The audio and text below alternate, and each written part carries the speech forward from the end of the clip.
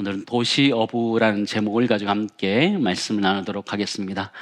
지난주에 기쁜 일이 두 가지 있었습니다. 하나는 공적으로 기쁜 일이었고 하나는 사적으로 기쁜 일이었습니다. 공적으로 기쁜 일이 무엇이냐면 저희 교회가 소속되어 있는 동성시찰의 수련회를 다녀왔는데요. 8개 교회가 소속되어 있습니다. 작지 않은 교회들의 모임인데요. 그 모임 중에 8개 교회가 모였는데 그 중에 3교회 목사님이 올해 은퇴하시게 되었습니다. 은퇴를 앞두고 은퇴에 대한 이야기들, 그동안 교회를 섬긴 것에 대한 이야기를 쭉 들으면서 목회에 대해서 많이 이렇게 배울 수 있는 그런 시간이 참 보람 있는 시간이 있고 또 의미 있는 시간이었습니다. 사적으로 기쁜 것이 하나 있었는데 그게 무엇이냐면 제 사무실 어항에서 물고기가 태어났다는 것이었습니다. 몇 달 전 어항이 너무 허전해서 빨간색 열대 플래티 종류를 몇 마리 사서 넣게 되었습니다. 근데 이게 한 주 전부터 이게 배가 조금 불러오는데 조금 심상치 않은 거였습니다. 그래서 근데 먹이를 워낙 좋아하니까 많이 먹어서 그런가 보다 생각했는데 그래도 느낌에 얘가 혹시 이런 생각이 들었던 것입니다. 그래서 급히 다이소에 가서 작은 열대어 부화통을 하나 사서 설치하고 어미 물고기를 거기다 넣게 되었습니다. 시찰 수련회 가기 전날 설치를 하고 가는데 아무래도 불안한 거예요. 그래서 새벽에 출발하기 전에 교회에 들렀습니다. 태어났나 보니까 태어난 거예요. 그날 안 넣었으면 큰일 날 뻔했다 그런 생각을 하면서 넣었는데 하루 만에 태어났는데 많이 낳지도 않았어요. 딱 4마리 낳더라고요. 4마리 낳는데 정말 이렇게 한 5, 6mm 정도 되면 조그매요. 부화통이 없으면 잡아먹히겠는 거예요. 근데 지난주에 이렇게 부화통을 좀 건드리다가 2마리가 탈출을 했습니다. 2마리 남았는데 탈출했는데 너무 걱정이 되는 거예요. 왜냐하면 그 생이새우라고 바닥에 500마리가 있습니다. 새우가 시체나 이런 것들 다 잡아먹거든요. 불안한 거예요. 얘네가 잡아먹힐 수 있겠구나. 잡아먹힐 수 있구나. 불안한 거예요. 근데 오늘 일부 예배 마쳤는데 한 마리가 밖에 보이는 거예요. 제가 얼른 뜰채를 가지고 잡아서 다시 건져냈습니다. 한 마리를 살렸습니다. 얼마나 기쁘든지. 사람 낚는 어부가 되어서 기뻐야 되는데 물고기 건져냈다고 너무너무 기뻐하는 저를 보면서 참 목사도 인간이구나 이런 생각도 좀 하게 되었습니다. 조그마한 것이지만 이 생명체를 다루고 이렇게 길은 낳는 것이 참 기쁨을 주는 것 같다 이런 생각을 하는데요.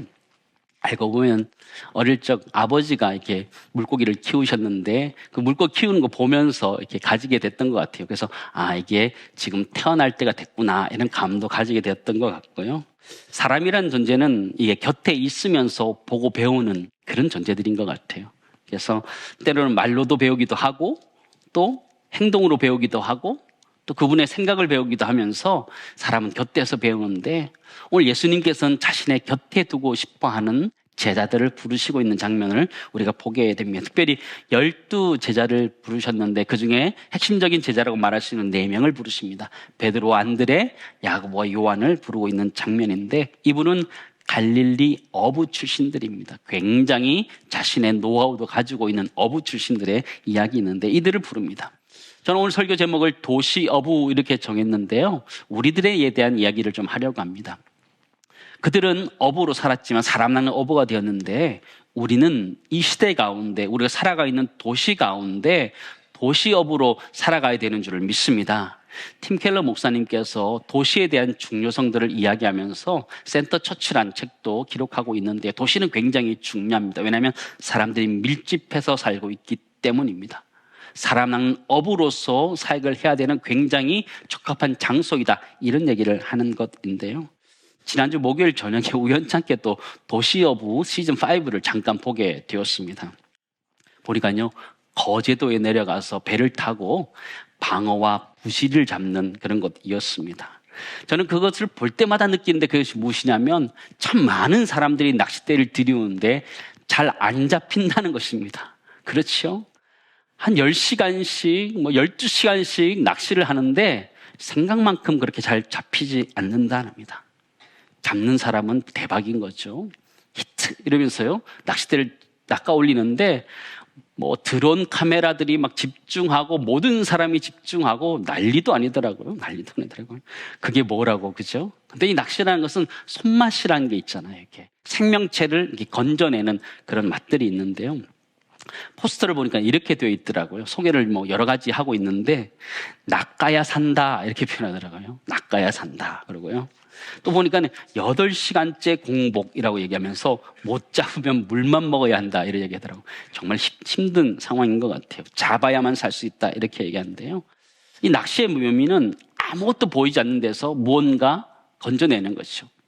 무에서 유를 창조하는 같이 굉장히 신선한 것들이 있는데요. 그래서 낚시 한번 빠지면 모든 것들을 잊어버린다 이런 얘기를 하더라고요.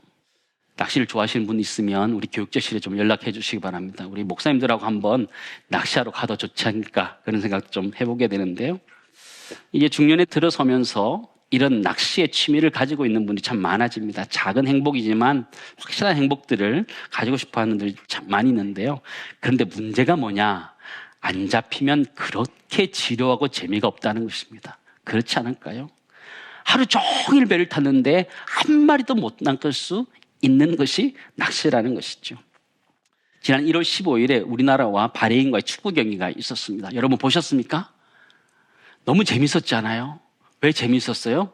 이기니까 재밌는 거예요. 이기니까 재밌는 거예요. 잘해도 좋지만 이기면 재밌는 거거든요. 어제 아슬아슬했습니다. 요르단과 했는데 겨우 비겼습니다. 90분에 골 들어갔는데요. 야, 정말 가슴을 쓸어내렸습니다. 쓸어내렸어요. 그죠? 낚시라는 것도 잡아야지 맛인데 못 잡으면 정말 개고생도 그런 개고생이 없는 거죠. 네. 오늘 성경에 등장하는 어부들이 그랬던 것이죠. 베드로와 안드레, 야고보, 요한. 밤이 새도록 그물을 던졌는데 걸리는 것이 없었던 것이죠. 근데 이들은 이 갈릴리에서 자라고 갈릴리 바다를 주름 잡았던 이 사람은 찐 어부들이었던 것이죠. 시간대별로 또 장소별로 어디에 물고기가 있는 정확한 포인트를 알고 있는 사람이었는데 그들은 다 놓쳤던 것이죠. 1, 2절 이렇게 고백하고 있습니다. 무리가 몰려와서 하나님의 말씀을 들을새 예수는 게네사렛 호숫가에 서서 호숫가에 배 두 척이 있는 것을 보시니 어부들은 배에서 나와서 그물을 씻는지라. 예수님께서 게네사렛 호수에서 말씀을 전하게 되었다 이렇게 표현하고 있는데요. 게네사렛이 어디냐? 이 게네사렛이라는 동네는요 구약 성경에서는 긴네렛이라고 되어 있습니다. 여호수아서에 등장하고 있는데요. 또 이 게네사렛이란 이 호수는 또 다른 말로는 갈릴리 바다라고도 하고 디베랴 바다라고도 하고 있습니다. 좀 사진을 좀 보여주시죠. 게네사렛이 어디냐 그러면요 제일 위쪽에서 한 10시 방향 정에 게네사렛이라는 동네가 있고 그 중심으로 그것을 게네사렛 호수다 이렇게 얘기합니다. 남북으로는 한 20km 정도 되고요. 폭은 한 12km에서 한 8km 정도 되는 제법 큰 호수에 해당합니다. 위에서부터 헐몬산으로부터 맑은 물이 내려오고 갈릴리 지역은 따뜻하기 때문에 한 200여 종의 물고기가 살아가고 있다고 알려져 있습니다. 그래서 사람들의 모든 터전이 되었던 것이 갈릴리 바다 또 게네사렛 호수였던 것이죠. 성경에서 게네사렛 그러면 도시 이름으로도 쓰여지기도 하고 이 호수의 이름으로 쓰여지기도 합니다. 베드로, 안드레, 야고보, 요한은 매일같이 밤이 새도록 열심히 일했던 사람이었는데 이날은 아무것도 낚은 것이 없는 것이요. 허탈하기 이루 말할 수 없죠. 그러나 그들이 내일을 위해서 그물을 손질하고 있었습니다. 내일을 준비하는 모습이 우리의 모습과 다르지 않는 것 같아요. 매일매일 반복되는 일, 때로는 힘들기도 하고 어렵기도 하지만 또 내일을 위해서 열심히 살아가고 있는 우리네 모습을 그대로 잘 보여주는 것 같아요. 그들은 경험도 있고 지혜도 있었지만 물고기를 낚지 못하는 어려움도 겪었던 사람들이었습니다. 근데 그 배에 예수님께 오르셔서 사람들을 가르치기 시작하셨습니다. 3절 4절 말씀 우리 같이 읽겠습니다. 예수께서 한 배에 오르시니 시몬의 배라 육지에서 조금 떼기를 청하시고 앉으사 배에서 무리를 가르치시더니 말씀을 마치시고 시몬에게 이르시되 깊은 데로 가서 잡으라. 그렇죠. 게네사렛 호수에서 아주 뼈가 굵은 이 어부들에게 말하는 것이죠. 근데 저는 이 장면이 이해가 되지 않는 거예요. 예수님께서 사람들을 가르치기 위해서 배를 잠깐 띈 다음에 말씀을 다 전하셨습니다. 그 다음에 베드로에게 무엇이라고 말씀하시냐면 깊은 데로 가서 그물을 내려 고기를 잡으라 이렇게 말씀하시는 거예요. 여러분, 게네사렛 호수에 누가 잘 할까요? 어부인 베드로가 훨씬 더 잘하는 것이죠. 어부 출신 베드로가 훨씬 더 잘 알고 정확하게 아는 거죠. 이가 그물을 걷어서 그물을 손질하면 그렇게 해야 되는 때인 것이 맞는 것이죠. 예수님은 아버지를 따라서 목수 출신이었습니다. 목수 출신이 어부 출신에게 물고기를 잡으라 이렇게 얘기하는 거죠. 이해가 되십니까? 그럼에도 불구하고 베드로는 그 말씀에 순종해서 그물을 던집니다. 5절 말씀 보실까요? 시몬이 대답하여 이르되 선생님, 우리들이 밤이 새도록 수고하였으되 잡은 것이 없지만은 말씀에 의지하여 내가 그물을 내리이다 하고 그러죠. 밤이 새도록 수고했는데 잡은 것이 없지만 말씀에 의지해서 순종하는 모습을 보여주고 있는데요. 근데 이게 우리의 모습과 참 많이 닮은 것 같아요. 밤이 새도록 수고하면 뭐라도 잡혀야지요. 코로나 시대에 어려움을 겪었지만 우리가 열심히 했으면 뭐라도 되어야 되는데 잘 되지 않는 우리의 모습을 반영하고 있다는 생각을 해보게 됩니다. 그럼에도 불구하고 베드로는 말씀에 의지하여 내가 그물을 내리리다라고 순종합니다. 여러분, 이해되세요? 저는 이해가 잘 되지 않습니다. 목수 출신의 예수님의 말씀을 어부가 그 말을 듣고 깊은 데로 가서 그물을 던진다? 있을 수 없는 일이죠. 베드로 도대체 왜 그랬을까요? 베드로는 도대체 무슨 생각을 가지고 그렇게 그물을 던졌을까요? 그물을 다시 던지면 또 못 잡으면 또 건져서 그물을 손질해야 되는 번거로움이 있음에도 불구하고 예수님의 말씀에 순종하였다 이렇게 표현해 주고 있는 것이죠. 그 이유가 무엇일까요? 그것은 예수님의 말씀에 권위가 있었기 때문이었습니다. 예수님은 자신에 비해서 말씀을 전하시는 예수님의 모습을 지켜보았습니다. 그 말씀에 권위가 있다는 것을 그는 깨닫게 되었고, 그가 어부였지만 자신의 경험과 지식을 뛰어넘는 그의 말씀의 권위가 자신에게 왔을 때 순종할 수밖에 없었고 순종한 것들을 보게 되죠. 여기서 우리가 알 수 있는 것은 예수님의 말씀의 권위는 베드로의 경험의 지식들을 압도하는 그런 은혜가 있었다는 것이죠. 결과가 어떻게 되었을까요? 6절, 7절 말씀 보시면 그렇게 하니 고기를 잡은 것이 어떻다 그래요? 심이 많아 그물이 찢어지는지라. 이에 다른 배에 있는 동무들에게 손짓하여 와서 도와달라 하니 그들이 와서 두 배에 채우며 뭐라 그래요? 잠기게 되었더라. 6절, 7절 똑같은 표현을 하고 있는 거예요. 그거는요, 본인들이 가지고 있는 경험이나 지식을 뛰어넘는 압도하는 은혜가 있었다 얘기하는 거예요. 6절에도 보면 고기를 잡은 것이 심이 많아 그물이 찢어진다. 그만큼 자신의 한계, 자신의 용량을 뛰어넘는 은혜가 있었다 얘기하는 거고요. 7절도 보면 그들이 와서 두 배의 체험에 잠기게 되었다. 똑같은 표현인 거예요. 하나님의 은혜가 그들 가운데 임하였는데 그들이 감당할 수 없을 만큼 임하게 되었다 말하고 하는 거예요. 우리 여기서 깨달을 수 있는 것이 무엇일까요?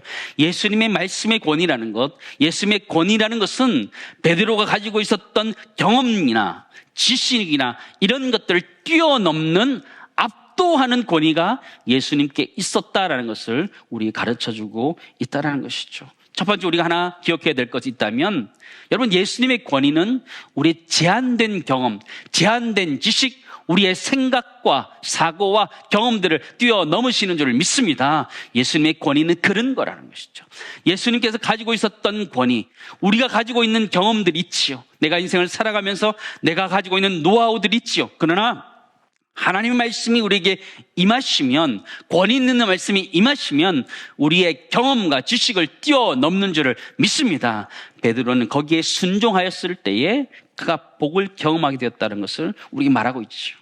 예수님의 권위는 하나님의 권위예요. 예수님의 권위는 창조주로서의 권위였고 통치자로서의 권위였음을 우리는 보게 됩니다. 성경에도 보면 주의 말씀이 뛰어나다라는 표현들을 하고 있어요. 시편 119편 말씀 보실까요? 주의 계명들이 항상 나와 함께함으로 그것들이 나를 원수보다 뭐한테요? 지혜롭게 하시나이다 표현하죠. 내가 주의 증거들 늘 읊조림으로 나의 명철함이 나의 모든 스승보다 낫다라고 얘기하는 거죠. 또 주의 법도를 지킴으로 나의 명철함이 노인보다 낫다라는 거죠.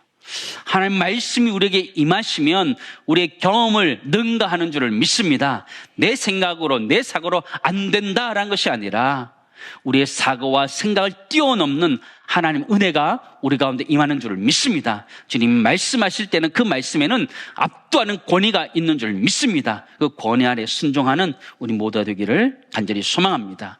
베드로가 물고기가 많이 잡힌 것을 보고는 그가 놀라고 반응하게 됩니다. 8절 말씀 보실까요? 같이 읽습니다. 시몬 베드로가 이를 보고 예수의 무릎 아래에 엎드려 이르되 주여 나를 떠나소서 나는 죄인으로소이다 하였니.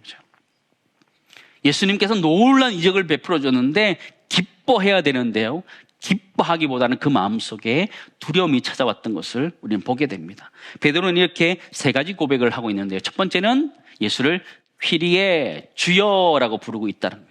자신의 주인이다 부르고 있다는 것이고, 두 번째는 자신을 떠나가 달라고 요청하고 있고, 또 하나는 자신이 죄인이라는 사실을 고백하고 있습니다. 베드로의 고백을 보면 예수님이 어떤 분인지를 명확하게 알 수 있어요. 그분은 굉장한 권위를 가지고 있는 분이었고 거룩한 분이었기 때문에 그분 가까이 자신이 있기 어렵다는 것을 알게 되고 떠나가 달라고 요청하게 됩니다. 예수님의 권위는요, 감히 우리가 범접하지 못할 만한 그런 권위가 있었던 것이죠. 여러분, 구약시대로 가서도 그런 하나님의 권위가 있었던 것이죠. 이스라엘 백성 출애굽을 한 다음에 십계명을 받을 때 모세만 가고 나머지는 허락되지 않습니다.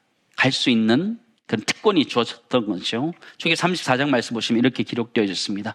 그러나 모세가 여호와 앞에 들어가서 함께 말할 때에는 나오기까지 수건을 벗고 있다가 나와서는 그 명령하신 일을 이스라엘 자손에게 전하며 이스라엘 자손이 모세의 얼굴에 광채를 범으로 모세가 여호와께 말하러 들어가기까지 다시 수건으로 자기 얼굴을 가렸더라. 하나님을 보고 온 사람의 얼굴이 저만한 광채를 가졌다는 걸 이야기한다면 하나님 앞에 설 수 있는 사람이 아무도 없음을 성경 우리들에게 이야기하고 있어요. 그의 곁에 설 수 있는 사람이 아무도 없었어요. 그런데 그 권위를 가지신 예수님께서 제자들을 자기 곁으로 부르고 계시는 장면이에요. 9절 10절 말씀 보실까요? 이는 자기 및 자기와 함께 있는 모든 사람이 고기 잡힌 것으로 말미암아 놀라고 세베대의 아들로서 시몬의 동업자인 야고보와 요한도 놀랐습니다. 예수께서 시몬에게 이르시되 뭐라 그래요? 무서워하지 말라, 이제후로는 내가 사람을 취하리라 하시니, 이게 표현한 것이죠. 모두 놀랐던 것이죠. 왜 놀랐어요? 물고기가 많이 잡혔기 때문에. 자신들의 경험, 자신의 지식을 뛰어넘는 하나님의 은혜가 임하였을 때 그들은 놀라고 두였던 것이죠. 근데 그 가운데 주님이 무엇이라고 말씀하셨냐면 두려워하지 말라라고 말씀하셨고, 내가 사람을 취하리라 말씀. 내가 이후로는 사람을 취하리라 말씀하셨어요. 사람 낚는 어부가 되겠다 말씀하신 것이죠. 그리고 그 즉시 배를 두고 예수님을 따라갑니다. 11절 같이 읽습니다. 그들이 배들을 육지에 대고 모든 것을 버려두고 예수를 따르니라. 물고기를 찾으면서 행복을 찾았던 어부, 이 베드로에게 변화가 일어난 것이죠. 권위 있는 하나님의 말씀을 경험한 다음에 그가 놀라움을 경험하게 됩니다. 이번에 말씀에는 권위가 있었고 그 말씀에 순종할 수밖에 없었다라고 이야기하는 것이죠. 그동안 가지고 있었던 행복이라 생각했던 것들을 다 내려두고 갈 만큼 그의 권위 앞에 순종하고 있는 이 베드로의 모습을 우리는 보게 됩니다. 사랑하는 성도 여러분, 오늘 본문의 이 말씀은 베드로를 부르시는 예수님의 콜링의 장면을 보여주고 있죠. 그러나 사실은 이 장면은 이 시대를 살아가는 우리를 부르시는 장면이라는 것이죠. 저 역시 이 본문 말씀의 병행 구절인 마태복음 4장 19절의 말씀을 가지고 저는 목회자로 부름을 받았습니다. 나를 따라오라, 내가 너희를 사람을 낚는 어부가 되게 하리라. 저 말씀이 저를 목회자로 헌신하게 했고 지금까지 오게 하였습니다. 우리 모두가 목회자가 되어야 된다, 이런 얘기를 하는 것이 아니고 우리 모두에게 사람 낚는 어부로서의 소명이 주어져 있다라는 것이죠. 목회자만 사람 낚는 어부로, 전도자만 사람 낚는 어부로 부름받은 소명이 있는 것이 아니라 이 시대를 살아가는 우리 모두에게 사람 낚는 어부로서의 소명이 주어져 있다는 것이죠. 소명이라는 말을 제가 사전에 찾아보니까 두 가지 의미를 가지고 있다고. 하나는 왕의 부름을 이야기하는, 왕이 소환하는 걸 이야기하는 거예요. 강제성이 있는 거예요. 왕이 부르면 와야 되는 강제성이 있는 것이죠. 또 하나는 하나님의 부르심이라는 것이 있어요. 소명이 그런 뜻을 가지고 있죠. 사랑하는 성도 여러분, 우리 모두는 도시어부로서의 소명이 있는 줄을 믿습니다. 도시어부로서의 소명이 우리에게 있는 거예요. 우리 각자가 행복을 위해서, 먹고 사는 것을 위해서 물고기를 잡는 어부이기도 하지만 이 시대 가운데 하나님 우리들을 사람 낚는 어부로 부르셨다라고 말씀하고 있는 것이, 우리가 깨달아야 되는 것이 무엇이냐면 하나님 우리를 지금도 부르시고 있다라는 것이죠. 목회자를 부르셔서 목회 일을 하는 것만 하나님의 부르심이 아니라 우리의 삶의 자리에서 하나님의 말씀을 듣고 순종하고 그 말씀에 따라 살아가는, 주님을 따라가는 삶 역시 하나님의 부르심인 줄 믿습니다. 하나님 우리를 그것을 위해서 부르셨다는 거예요. 그렇다면 우리에게는 하나님의 그 부르심에 응답해야 될 책임이 우리에게 있다는 것이죠. 두 번째, 마지막 정리하기 원하는 것은요, 사람 낚는 어부로 하나님 우리를 부르셨다는 걸 기억해야 돼요. 하나님이 우리를 사람 낚는 어부로 부르셨는데 우리는 거기에 응답해야 된다라는 사실을 여러분 기억해야 됩니다. 베드로처럼 모든 것을 버려두고 주님을 따라간다, 그걸 말씀하시는 게 아니에요. 우리 삶의 자리를 지키면서 그 가운데 사람 낚는 어부의 역할을 해야 된다라고 말씀하시는 거예요. 베드로는 게네사렛 호수에서 부름받았고 게네사렛 호수로 다시 보내졌고 갈릴리 지역으로 보내지게 되었습니다. 사랑하는 성도 여러분, 여러분의 갈릴리 바다는 어디입니까? 게네사렛 호수는 어디입니까? 주님은 베드로에게 깊은 곳에 가서 그물을 내려 고기를 잡으라 말씀하셨어요. 여러분의 깊은 곳은 어디에 있으십니까? 어디에 있으세요? 사람 낚는 어부로서의 역할을 하기를 애쓰고 수고하고 계세요. 우리 살아가면서 다 잊어버렸어요. 내가 사람 낚는 어부로 부르심을 받았다라는 것을 잊어버리고 살아가고 있어요. 신앙생활을 오래 하다 보면 그것도 잊어버려요.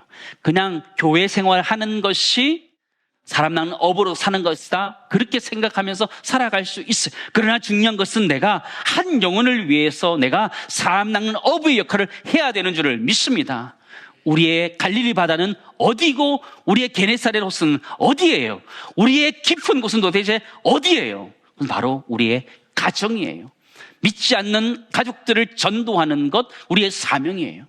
우리의 일터에서 우리의 삶의 모습을 보여주면서 그들의 복음을 전하고 복음적인 삶을 전하면서 그들을 구원해내는 것, 우리의 사명이에요. 이 지역을 구원해내는 것, 우리 교회의 사명이에요. 그 사명을 위해서 함께 노력할 수 있기를 간절히 소망합니다. 하나님 우리 모두를 사람 낚는 어부로 부르셨다는 것을 잊지 마시기 바랍니다. 하나님 우리에게 오늘 이 말씀을 통하여 두 가지를 도전한 거예요. 하나는 우리 모두가 사람 낚는 업으로 부름을 받았다라는 것, 그 하나를 말씀해 주시는 거예요. 말씀해 주시는. 또 하나는 우리의 게네사렛 호수가 어딘지 찾아야 된다는 것이죠. 우리가 깊은 곳에 그물을 던졌던 베드로처럼 우리가 그물을 던져야 되는 깊은 곳이 어디냐 찾아야 된다는 거예요. 대박을 위해서, 인생의 의식주를 위해서 그물을 던지는 것 말고 내가 한 영혼을 구원하기 위해서 내가 얼마나 애쓰고 수고하고 있는지 우리에게 물으시는 주님 앞에 우리 모두가 응답할 수 있기를 간절히 소망합니다. 주님 우리에게 물으시는 거예요. 너의 게네사렛 호수는 어디냐? 너의 갈릴리 바다는 어디냐? 너의 깊은 곳은 어디냐? 우리 물으시는데 우리 모두가 기도하면서 하나님 우리를 보내고자 하는 그 깊은 곳에 가서 그물을 던져서 사람을 낚아 올릴 수 있는 은혜가 우리 모두에 있기를 간절히 소망합니다. 살아가면서 나의 만족을 위해 살아가는 것이 아니라 한 영혼을 주께로 인도함으로 말미암아, 주님이 주시는 영혼을 인도함으로 말미암아 큰 기쁨이 우리 가운데 있기를 간절히 소망합니다. 한번 따라하겠습니다. 나는 도시 어부입니다. 우리는 도시 어부입니다. 아멘. 안 낚으면 낙이 없는 거예요. 우리 인생도 그래야 되는 거죠. 한 영혼을 인도해서 주님의 제자로 만드는 것에 우리의 가장 큰 만족이 있어야 된다는 것이죠. 가장 큰 기쁨이 거기 있어야 된다는 걸 기억하면서 우리 모두 주변에 있는 이웃들을 주께로 인도하는 말미암아 사람 낚는 어부로서의 사명을 올 한 해도 잘 감당하는 우리 모두 되기를 간절히 소망합니다.